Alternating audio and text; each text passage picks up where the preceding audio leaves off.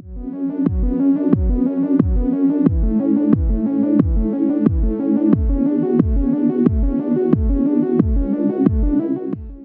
morning, we have a guy who's a gentleman by the name of, his name's James, and his resume is so long I can't read it. But he's been a CSO, he's been a CISO with, name a name, Visa, General Motors. You can tell he's been around the track like me, right? Please give a warm welcome to a gentleman who's a fountain of knowledge, and I think hopefully we can stir some stimulating conversation and maybe save some time for questions at the end. Okay? Thank you, sir.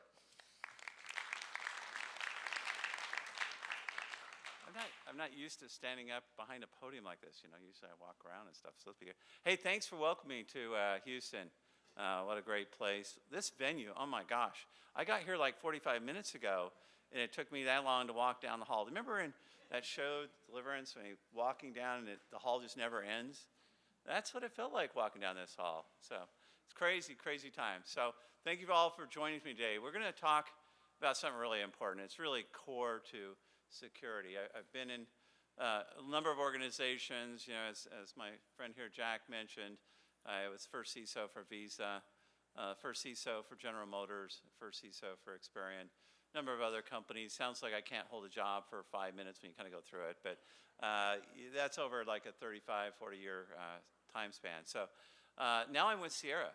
Sierra does data protection, so we're writing this. I was doing a lot of cloud with Netscope, and just recently joined Sierra.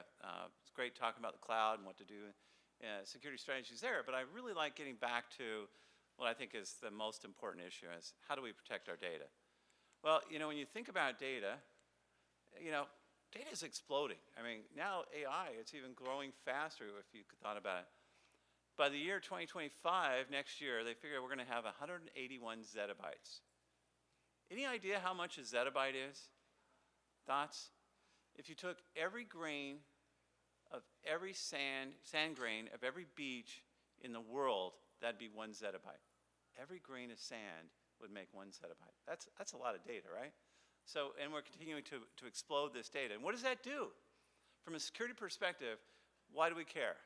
Because that really enlarges our attack surface, right? Every time we're adding more and more data, it's growing faster. We've got all these different channels, data's going out, whether it be structured, unstructured data. Really causes us a lot of concern, a lot of angst. So we're going to talk today about some strategy on how we can think about this data and how it's going. So if you look at it and you start talking to your colleagues, this is what Forrester found is 59% can't maintain a detailed data inventory. I was one of the 61% that couldn't do it, or 59% that couldn't do it. Trying to maintain, when I was CISO for Teradata, we had data around the world, and trying just to understand where that data is, and more importantly, where's our sensitive data? So we have no way to identify we're in data compliance violations, and we struggle to understand our security exposures. Hopefully you can relate to that. And if we think about, you know, where are these chief concerns? And we looked at, okay, what CISOs say, about 57% say, I've got excessive data access. I've got people with more access than they need, which again increases my attack surface. Somebody can make a mistake if they have access to wrong data, or even the insider risk becomes a key issue there. We have 50% with no visibility into the sensitive data. Where is my sensitive data? How do I know where it is? How do I know it's flowing? How do I know who has access to it? And most importantly, when I have a breach, I mean, the number one first question, if you've ever, how many have actually had to manage through a security incident, we won't use the B word. A lot of you, I've had to do a number of them. And the first question that comes is, what data was exposed? You know, what risk do we have? Is really what they mean, because they don't really care what the data is, they care about how much data do we have that is going to be exposed here, that's sensitive data. 46% managing large amounts of data, it just continues to grow with LLMs. Now need to deal with that personal data and really understanding it. Because data protection is not just about knowing where your data is, it's understanding the context of that data and understanding why. Why we got to understand that, or why do we need to manage that data? So we look at it, where are our chief concerns? Where do we have concerns about our data security? Well, 45% of people says our employees. Our employees are our weakest link. I always said if I could just disable login, I would solve all of our data security problems. Fortunately, that would increase performance as well. So I thought it was a two-way. I used to be head of IT, and performance was always a problem. So, if I disable login, it would solve all those problems. Third parties now become a big issue. I mean, I specialized in third-party risk, was CEO of a third-party risk software company for a number of years. And that continues to be a major issue we're all dealing with, and it continues to grow as we outsource more data, and we have more data processing coming in, and what our data feeds are going to those third parties, and how secure are they? Then, of course, we've got these AI co-pilots that are springing up everywhere. I mean, we think about ChatGPT, but there's over 600-700 of them already out there that do the same thing, and ingesting that data and co-pilots. And sometimes when I realize, like, in Microsoft, they build it right into the browser now. So you're not even thinking about the fact you're loading and getting data into this AI. And so it's becoming more and more difficult to manage. And of course, the non-human identities. How many APIs do you have data going through that you're not managing? How do I manage the security around those AIs and that non-human access? What does that non-human access have access to? And be able to manage that. So those are some of the key concerns we're dealing with here. So as I look at, where are those core issues? Well, maintaining up-to-date data, just knowing where my data is and keeping that up to date. And of course, consolidating, analyzing data from multiple sources. I have data all over the place. I have it in Azure, I have it in AWS, I have it on-prem. I've got it everywhere, and I've got third parties with data. How do I maintain that inventory?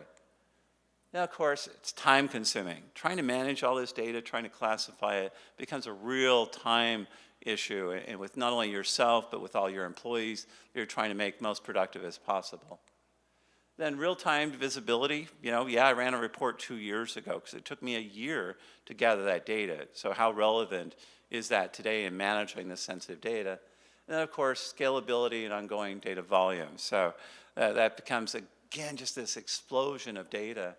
And then finally, around high potential for human error. So the more complex systems you have, the more apt you are to have an error, right? The number one source of breaches, according to Verizon's report, is just human error, just somebody leaving an S3 bucket unprotected. So as CISOs, we've got to really think about what we've been doing.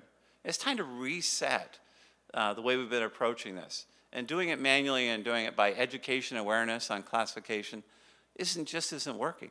So when we think about this reset, we've got this complexity issue. 700-800 different products, software products we're trying to manage that are security. How many vendors do we have over here in this this forum over here? I don't know. There's got to be maybe 2,000 different. What do you guys think? 2,000, 300, 500, 1,000, 2,000? I don't know. There's a lot of them. And what they do is they make it really complex. And what we've tended to do is we look at, okay, my core issue is I haven't got the visibility I need. And that's where I've always been. I can't manage risk that I don't know about, right? I just can't manage risk I don't understand. So as we've tried to deal with this issue, the other issue we have with data is it's just like water. You build a wall, it's going to find a crack and get through. You throw a rock into water, what's it going to do? It's going to flow around it, right? And that's the problem we have with water.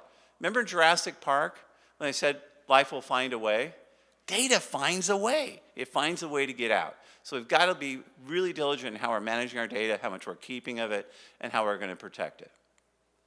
Well, of course, every time we put in one of these 700 products, we create more friction in the organization, and we add more costs. So the complexity that we've been putting in these systems as we implement more and more controls. And when I'm working internal to a company, as a CISO, I don't really talk a lot about controls. I talk about guardrails. I'm here to protect us from doing the wrong thing, from going off the ledge on accident. So I really try to focus that conversation. It's a much more positive way of looking at it as you're talking to your employees, to your staff members, and your consultants. So we've built all these products on top of each other. We stacked them, I remember back, 30 years ago, putting in encryption, and key management, and all those things we've just added on, virus control, and then DLP, and then monitoring, and we just keep stacking these solutions. And what has that done? It's really added to that complexity and that interoperability. And we're going to talk a little bit about platforms in a minute here, and how the value of platforms starts to take this complexity away. But these different things, they need to talk to each other. If they're not talking to each other, you're not interrupting between your different solutions, you're not going to get the value out of the products you've hoped to get. So when you look at data, there's really two kinds of data we're trying to manage. There's that structured data and unstructured data. So if you think about structured data, that's your warehouses, your mainframes, your MongoDBs, Excel. That's all structured data. And we've been really good at managing the content of that structured data. But when you look at the other side of that equation, that unstructured data, this is where we've got a real problem, because we've got social media, voice transcriptions, email, surveys, reviews, online comms, customer transactions. Voice transcriptions. How many of you looked at this? We've got people that are turning on things like Zoom automatically to record all the different sessions, all the conversations. Every one of those conversations now becomes discoverable in a court of law. I have never, an experience, we had 200 lawsuits at any given time. I've never had one that I used the transcript to protect the company. Somebody will say something stupid. Stupid is as stupid does. Immortal Life of Forrest Gump, and you can't fix stupid, right? So we don't want to record all those sessions. We certainly don't want to keep all those transcripts online. So these are some of those unstructured data that, as a security officer, you got to think about, how are we managing this? How are we protecting it? Yeah, we need transcripts for some of them. Do we need them all? And how are we protecting them? And then, of course, if it comes down to an unfortunate lawsuit, and lawsuits, they're here. They're part of the society we work in. And how do I protect the company? How do I keep them privileged? Which is really difficult when you've got this unstructured data out there everywhere. So I caution you to look in your organizations where these things are happening, because you've got to inventory. Well, the problem is, we need to, let me just back up one more thing. So we need to remediate that data before I move off this slide. Think about, how am I going to put the right controls in place as I'm thinking through my data protection strategy? How am I going to do that? Well, the first thing I'm going to start talking about is classification. Well, I need to classify that data. I need to understand if it's sensitive data or if it's non-sensitive data, because I'm going to put different protections around it, right? How many of you have implemented a classification project? Gone through, done education, awareness, training. I did it at least 5 times in my career. Would spend at least half a year training the entire staff globally, only to look 3 months later, and there was 2 things that happened. They either labeled everything confidential, or they didn't label anything, right? It's just not something that your average person's going to think. They're busy. They're always busy, and this is just something else we're asking them to do. And besides that, we tend to create really good classification policies. 5 different levels of restricted, semi-restricted, confidential, public, internal use. They don't get it. They don't get it. So making these classifications and expecting all of our staff to understand them and to actually take the time to classify them correctly. Of course, that becomes a real problem. So we want to look at, how can we automate that process? How can we make this, take it out of their hands to do, and actually use now maybe an AI type software, even stronger. We've been doing classification for a while, but now we have the opportunity to even be smarter about it. And I'll touch on that a bit more. But when we look at it, I'm a strategy guy, right? I'm always thinking about, how do I put all the pieces together to make it work? As a CISO, that's what I've got. I've got a security program that I have to put all the different individual pieces together to minimize the company risk at a reasonable cost. So I've got that three legs: cost, revenue, and risk, right? So as I look at those things, the first thing I'm going to look at is, all right, how am I doing this discovery and classification? Do I have the right tool set in place? Do I have the right processes in place? Have I enabled my organization to do that? Then I'm going to look at access and use. How do we control access? How do we know who accesses? How do we know how this data is being used? Because in privacy policies, when you think about governmental regulated privacy policies, there's really 4 elements. You got confidentiality, which is security, right? You got use, how are we using the data? consent? Do we have consent from the person to use it in that way, and disclosure, with ability to say how we're actually using that data? And most all the privacy regs around the world have those 4 elements. Well, we're doing one of them, but we've got to enable the others. We've got to say how we're using this data. And then the privacy officer's got to figure out whether we got the right consents in place. Now, again, we're going to touch more on AI. It wouldn't be a presentation if I didn't talk about AI at least 5 times, right? And in AI, we're going to load all this data into LLMs. Think about that. How am I going to give the right to be forgotten once that data is loaded into an LLM? Not going to happen. So we're going to have to really think about that more, and I'll touch on that. Public and private cloud, on-prem, this is all the different locations our data is. Do I have the right processes? Do I have visibility? Do I even know where all the S3 buckets are? Do I even know that we have data in AWS and Azure and maybe, Dropbox, et cetera? How do I understand that? So I need an ability to discover where this data is. And that's a core competency that my strategy has to be able to do. It's not just take the word for it. When GDPR came along, I had to go out and I had to work with all my business units around the world to understand where we had private health information, or private PII, private identifiable information, as described in GDPR. Because then I had to do record flows and all that stuff. I'm sure you've been through it. A year. I spent a year in meetings around the world every other week with leaders telling me they don't know where the data is. They don't know where that is. They don't know where this is. After a year of that data, I think I maybe felt like I had 80% identified, which is a huge, huge waste of time. So being able to auto-discover that, understand the sensitive data in that would have saved me hundreds of man-hours. And then, of course, regulatory compliance. That's what one of the things you can be, compliant but not secure. But if you're secure, you're more likely going to be compliant as well. It's just adding the right processes in place. And then, of course, all this is adding up and leading up to risk. Now I can assess my risk. I can put the right controls around the right kind of data because I have context. I don't know, I just know there's an S3 blob out there, but I have no idea what's in it. But now that if I can scan it and I can get real-time data on what the actual data elements are and where that sensitive data is, now I can manage it, right?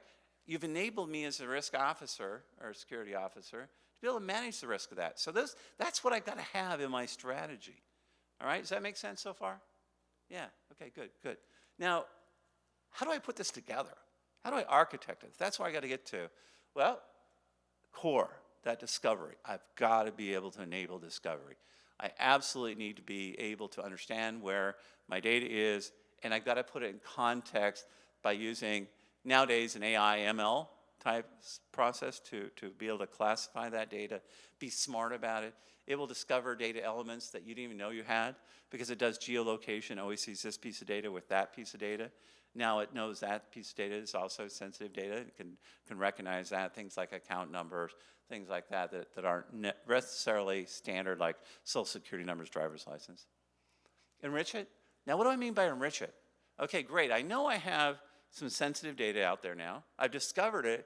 It's out in Azure. But who has access to it? What is it being used for? What departments are using it? I got to be able to put it now in context. Because now, if I've got a data set with, let's say, 1 million records in it, and I look at this data set, and we actually had this happen. We looked at a data set. It had 1 million records that were identified as PII records. All right, that's a pretty expensive data set, right, if it gets disclosed. Well, we actually dug into it. It turns out only 1,900 records in that million had the elements of PII, identifiable, because it took more than just, this social security number by itself, at least within the US, isn't sensitive itself. It's when it has the other elements with it, like name, et cetera, with it. So that becomes now relevant, because if I had a data exposure of that 1 million records, I'm either going to be paying for 1 million records in cost or 1,900. Guess which one I want to be talking about? I'm going to talk about a 1,900 record disclosure in this case. That's what the power of putting that data enrichment in place and be able to understand who has access to data, because now I can lower the access. Why do all these people have access to that sensitive data? Often it was put in a folder it shouldn't have been in. You'll find out as you start to manage this through, right? And then frameworks. I love frameworks. I love standards. The great thing about standards is we have so many to choose from. Ba-dum-bum. I've managed a lot of international teams in my life, and usually if I'm on an international basis, I'll use the ISO 27001. Because I found that if I go into Europe or Asia, it's not US centric. If I use NIST, NIST is very US centric. Healthcare typically is NIST. If I'm talking to a board of directors, I find that NIST CSF, certainly with US boards, is the framework they want to see, the 5 categories. So again, I'll manage it in an ISO 27001, and then I'll report to the board in a NIST CSF kind of format. So that's the kind of governance frameworks I like. Detection, DLP, being able to control that data, understand where it's going. Guess what? You get a lot of false positives if you don't know what the data is. If you're using an outdated way of classifying the data. If you do this automated classification, makes your DLP much more effective, right? Because now it can really understand what that data is that you're trying to protect. And then finally, the monitoring 24/7 coverage. I'll need that. Hopefully we won't have a lot of alerts because we've done a really good job down below. And then breach response, your intrusion detection, teaming, gaming, all those things come into play, automating that as much as possible. I've had to manage, as I said, through my career, a number of breaches. People work 24 hours a day. The hackers work 48 hours a day because they got 2 people going full time. And then, of course, remediation, being able to have those conversations. That's where it comes really important, back to the beginning of what I said. The first thing that happens when you have an incident is they say, what was exposed? And it's one of those career-limiting moments when you say, I don't know. That becomes really a painful conversation as you try to figure out what data was in there, how much was actually exposed. We had an incident that we were looking on that it was a ransomware thing. They said they'd taken this data. We actually scanned the system, or looked at the scans, because now it's encrypted, and realized there was actually no sensitive data in that data they'd taken. So we were able to tell them pound sand, right? So in some instances, it enables you, because we didn't have to pay the ransom, because we actually knew what was in that data store. All right, that's an architecture. Good so far? All right, I'm not gonna read my email, I promise, although if I have a call from my wife, I might have to take it, but just checking time. All right, so I think we're doing pretty good on time here. I'll save a few minutes at the end. So what does this boil down to? So we've been talking, it really boils down to 3 things. That's that idea of discovery, understanding your inventory, your cloud and on-prem, and orphan data. I didn't talk about orphan data much. What is orphan data? That's data, actually, it's out in your systems that somebody someday, years ago, loaded over into another place, and then they left. Now that data is sitting there with no owner, nobody managing it. That is the data that's going to hurt you, because you don't know it's there. Nobody's controlling it. No access is being done on it. But the attackers, they find it. They take advantage of the fact you're not managing it. And that orphan data now becomes the most expensive thing your company has. So being able to discover, that's back to that discovery stage, right? Discovering this data that no one knew we had, now we can get rid of it. Data classification, be able to automate that, put effective controls in place because we are classifying correctly, and putting our right control. I'm sorry, I'm fading out. Turn my head, and I'm used to the little mic thing. So understanding the risk, the value of that data, putting in prescription, or putting in perspective of what you've got, access, who and where has access to this data, and of course, understanding our vulnerabilities to that data, because that goes into our risk equation, the likelihood side of risk, right? So you've got likelihood at times, not times, a function of likelihood, and value of the data is really your risk. So now, if I've got this, what's the great thing I can do? I can talk about real risk. I can understand where the real risks are to the company. I can actually start to quantify those risks. I can now really manage that risk in a risk management perspective. Because often we work with just what I will call exposure. It's, I've got this data out there and it's exposed, but I really don't understand the risks around it. You know, what are the threats to it? How many people have access to it? How vulnerable it is? I need that data to make, as a risk manager, I need to be able to make those risk decisions. I need all that input, okay? All right? So the one thing that is missing in all this, and I think it's coming out, one more slide before I get there, sorry.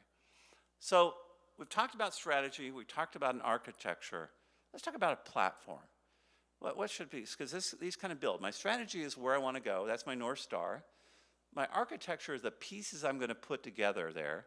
Now the platform is really now something that I need to implement that'll provide these capabilities. So as I'm looking for solutions, they've got to be able to support this platform idea, because I don't want 700 products in my environment. I mean, how many of you have seen this argument about one platform does everything in your environment? The single solution platform, a lot of the rags, I see a lot of heads shaking. Well, you know, I'm all for platforms because I've implemented niche solutions my entire career. It becomes really expensive, really hard to manage, and leaves you really vulnerable because of the error. Sorry. But I think they're really, my view is I've got really 4 core platforms I'm going to work with. I've got my identity platform, right? Identity management platform. I've got my SSE platform, or my cloud security platform. I got my SIM/SOAR platform that's going to manage all my automation, response, my SIM, 24/7 monitoring, and then I've got my endpoint platform. You know, all the protections, whether it be virus control, you know, DLP on the endpoint. And those 4 platforms are going to make up the majority of my security program. So when I'm thinking about these platforms, I want to make them very strategic. So first thing you need to know is, where's all my data? I'm going to discover an inventory, I'm going to auto-classify it, and I'm going to learn from that data context. That's one of my sub-platforms there, right? That's going to help me manage this data protection. I'm going to know whether it's secure. I'm going to identify that data at risk, because now I have those pieces of elements that I've got there. I'm going to detect compliance violations, so I know where I'm at risk from a regulatory compliance. I'm going to analyze those data sources. I'm going to access those data lakes. I'm going to be able to figure out what that data is, because my platform is now enabling this. I'm going to look at solving it. Now I can tag the data. I can implement the safeguards because I've got it properly labeled. I can do auto remediation workflows. Now, when I see auto remediation, are you going to actually turn over, hey, I'm going to leak this file to an automated response?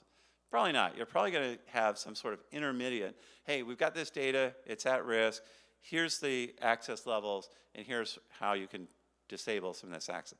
Automate it to that extent where they can just say, okay, I want to remove that one, and that one.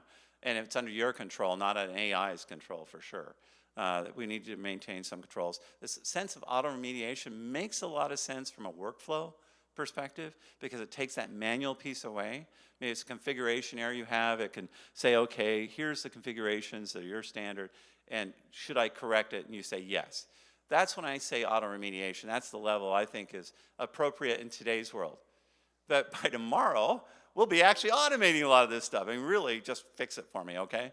And then, of course, the security data system, that intelligence that comes along with these data warehouse, to really understand. Now, one of the key things that we've got going on here, I'm going to walk you through every one of these bullets, okay?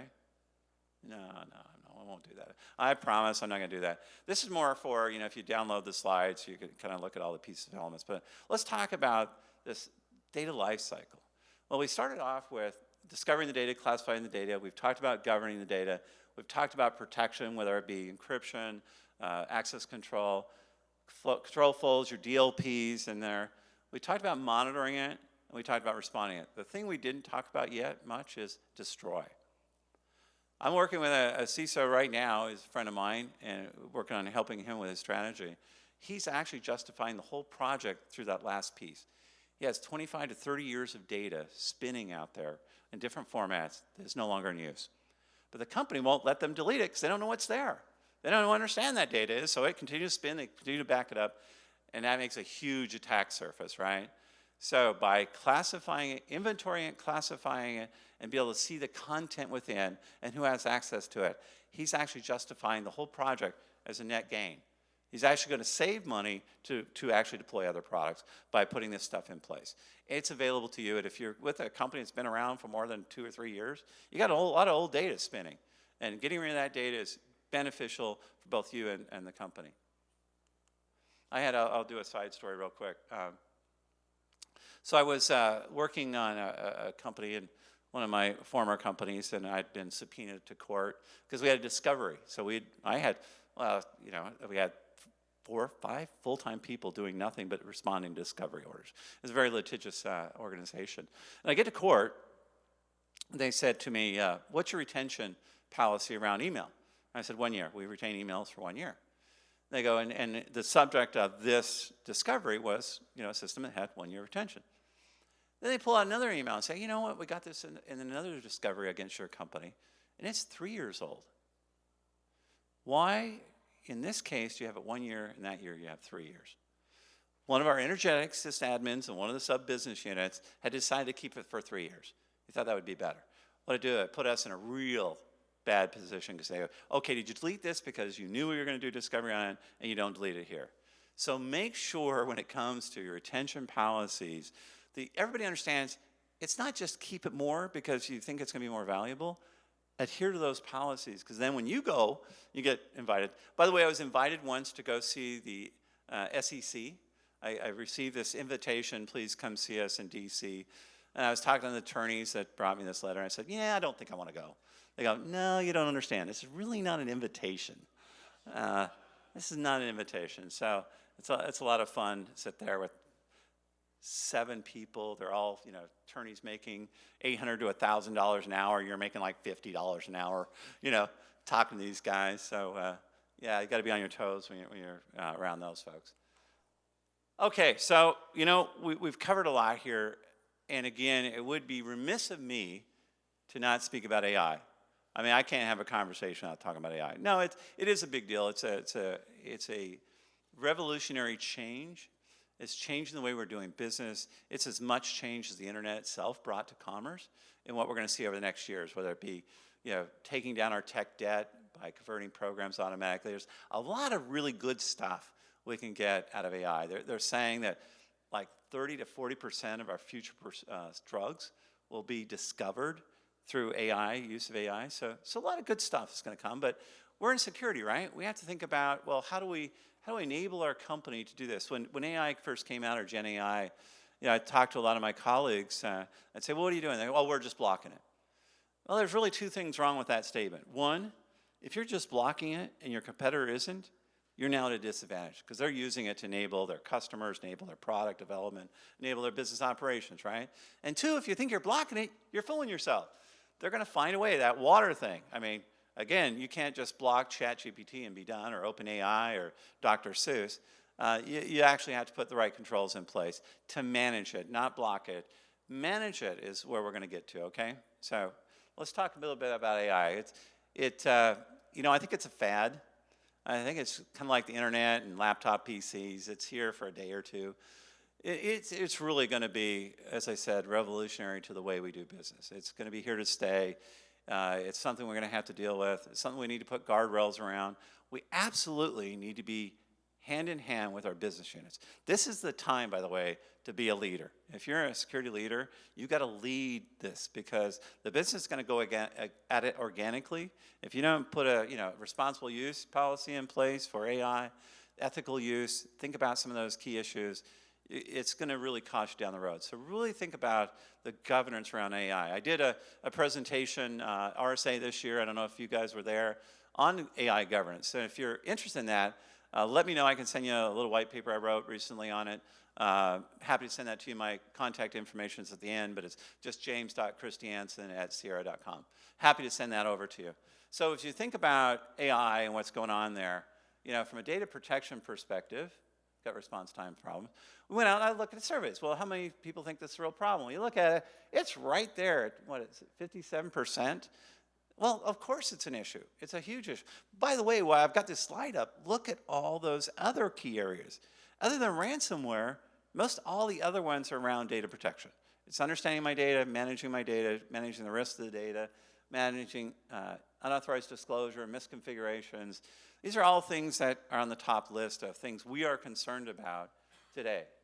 So when I think about what are the risks of AI, because that's the first question we've got to answer, right, Jack? Is, all right, we got AI, well, what are our risks? How do I understand them? How do I manage them?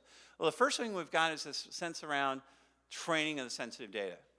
Now, first thing, absolutely implement a private LLM.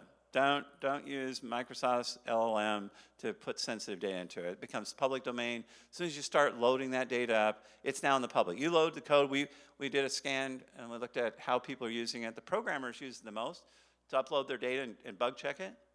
Well, guess what? They're using a private LLM. Now your competition has a copy of your code because now it's out there, and they can download that code. So putting these controls in place correctly is good.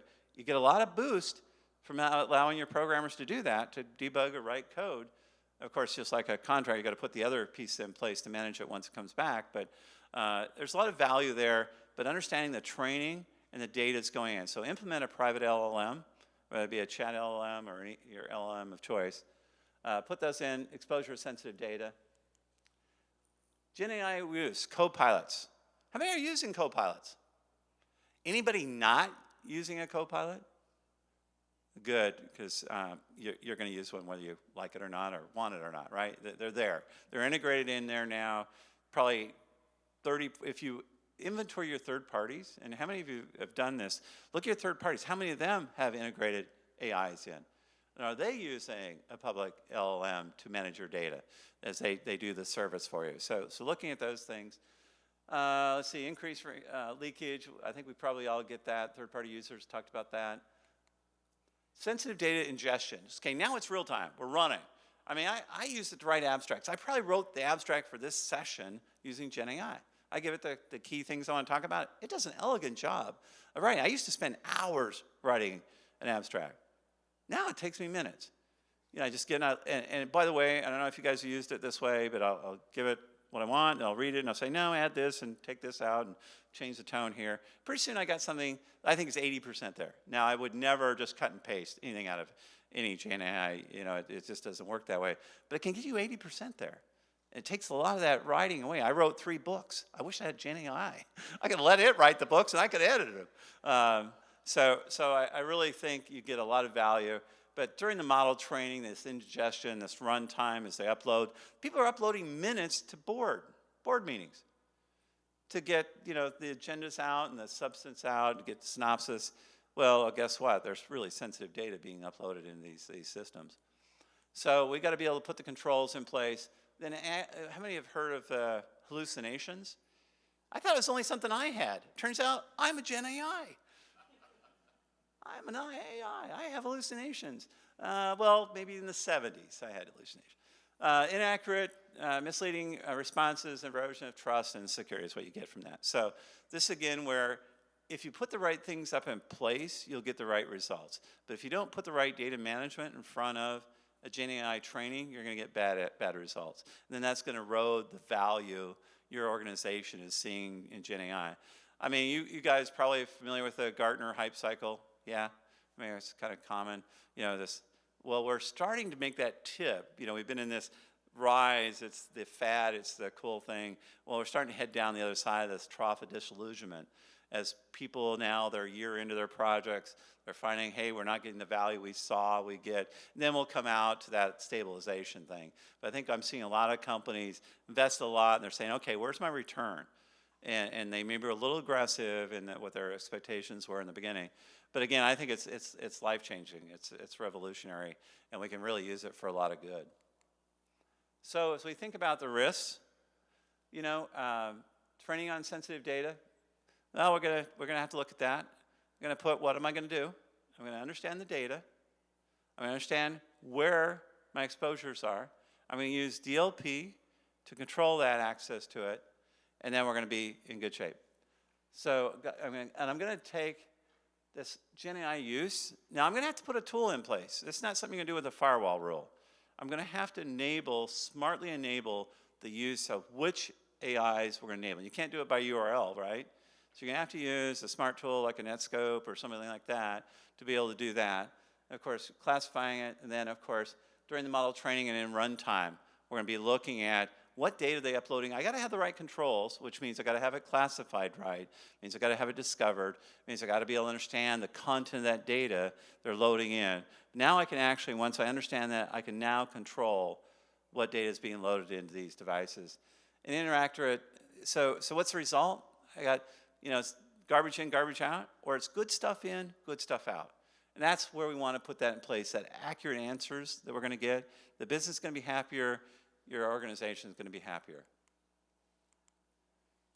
Got a response time problem with this. So, best practices, identify data proposition, implement the access controls. I think I talked through most of those. Restrict your unnecessary user and internal access to sensitive data. This is where you really want to look at your access control rules. and then applying that sensitive data labels, automating that sensitive data label, automating that classification, being able to discover that data, and then, of course, monitor the indigestion. Indigestion. That's what I'm getting from this talk, a little indigestion. Discover and classify your data before, and then understand the context of what's being shared with AI. Because that's the other question, is what are we uploading to there? What have we been loading into this thing? And that post kind of review. And when you look at that, AI responsible use kind of process or policy, you're going to be seeing that. Then finally, improve your accuracy. Classify the audit, new data to generate. Be able to audit this data. I mean, if you look at the new regulations in the UK, it's being able to explain the results, make sure you're not getting biases in there, because they do tend to get biased. These will drift towards biases. So you need to be able to manage these LLMs, look at the output, and be able to put processes in place that you can say, this is how that decision was made. Okay, got a response time. Problem with my clicker. There we go. All right, protect the flag. Okay. All right, so we've talked through these things, be able to protect that data, be able to comply with our different regulations, understanding where that data is, responding to the different elements that come up, and of course, leveraging that data and making valuable use of that. So in the end of the day, what have we talked about? We talked about classification, we talked about discovery, we talked about protecting that data, putting the right process in place, managing AI effectively, putting a governance process in that allow us to protect that data. So we can be what? Risk managers. We can really now begin to manage the risk because I understand where my data is and the sensitivity of that data and who has access to it. That gives me the ability I can actually make reasonable decisions. With that, I want to thank you for today. I've left a few minutes here for questions, if you have any.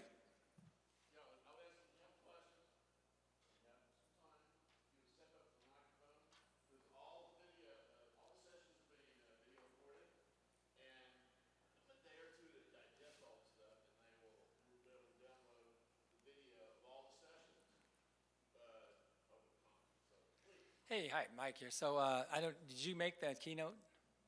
I'm sorry? Did you make the keynote? Did I make the keynote? Anyway, John says we got to move from risk management. Oh, okay. and I'm sorry. hiding Did I all that attend the stuff keynote? I thought, no, I didn't make it. Into a danger. Yeah. Fix it. So, Yeah. what's the danger fix-it point for data?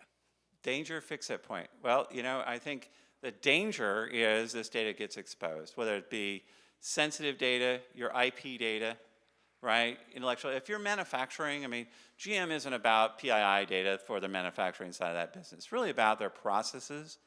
Companies like Qualcomm, patent data. Every company has different dangers. And then, of course, the fix is understanding where those things are and putting the right controls in place, being able to enable DLP, stop it from leaking, while enabling your business to use it. I didn't attend the keynote, but I hope that addressed it. Completely concur. I would just add my favorite word is inventory. You talk to me about CI, so when you talk to me about anything, first thing I start with is inventory. Okay. Yeah. It'd be very hard to discover that. SaaS, et cetera. You don't have somebody, the question to you is, if somebody tells me they know where all their data is, I can almost assuredly call BS on that. Right. They don't even know how many SaaS apps they got. Yeah. The commentary there was inventory is very important for this gentleman. That if you don't know where your data is, when you talk about SaaS data, you talk about SSE, you talk about the cloud, structured, unstructured data. That's that discovery issue. Being able to discover and understand where your sensitive data is. Thank you for that. Perfect. All right.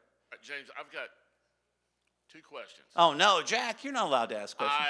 Sorry, I'm bringing out my staff card here. Number 1 comment is that I think one of the most challenging areas around this, and it was your second category, was classification, because in many organizations, and I would submit probably in the Fortune 10 that you've been involved in, getting a commandment from on high that you will cooperate with this data classification and discovery program, because it's a project from hell in most organizations. It is. Yeah. Number 1. Number 2 is in this AI world. Thank God for consultants like yourself, because I would submit, and I'd like your comment on this, in most the leadership, board level, and C-suite. In most questions, they don't know even the right questions to ask, much less formulate good policy and guidelines, right? I think that's and it. standards.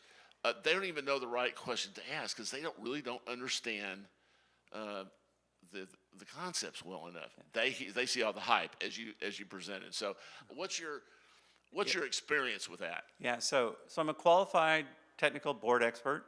I'd recommend y'all get that because now there's the SEC requirement for disclosure on their expertise. They're not required to have yet security, but I think that's coming.